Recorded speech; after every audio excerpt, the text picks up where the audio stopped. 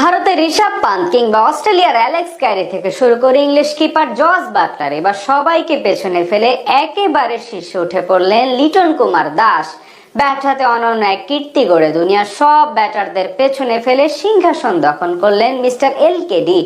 আর তার ধারে কাছে নেই কেউ, সবাইকে পেছনে ফেলে তবে কি এমন কীর্তি গড়লেন লিটন দাস, সেটাই জানবো রিপোর্টে।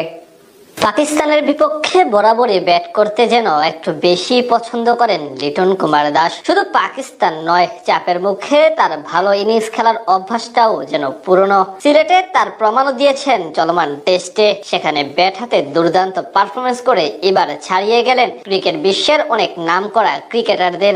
ভারত, ইংল্যান্ড কিংবা অস্ট্রেলিয়ার সব সেরা সেরা ক্রিকেটারদের পেছনে ফেলে একেবারে শীর্ষে পৌঁছে গেলেন মিস্টার এলকেডি। তার পেছনে পড়েছেন ঋষভ পান্থ, জস বাটলার কিংবা অ্যালেক্স ক্যারির মতো বিশ্বমানের উইকেট কিপার ব্যাটাররা।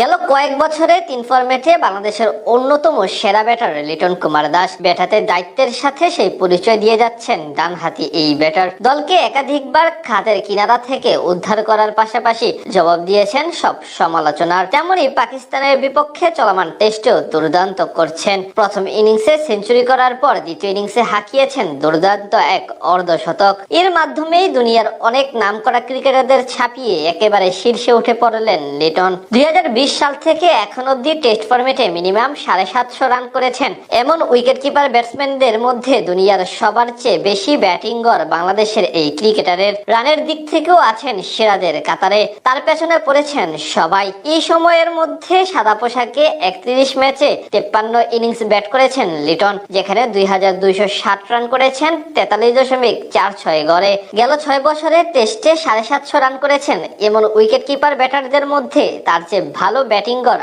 আর নেই কারো। এই তালিকায় তার পেছনে আছেন ঋষভ পান্থ, তার ব্যাটিং গড় 42.53। তালিকার 3-এ আছেন ইংল্যান্ডের অলি পপ, তার গড় 42.33, আর জেমি স্মিথের 41.88।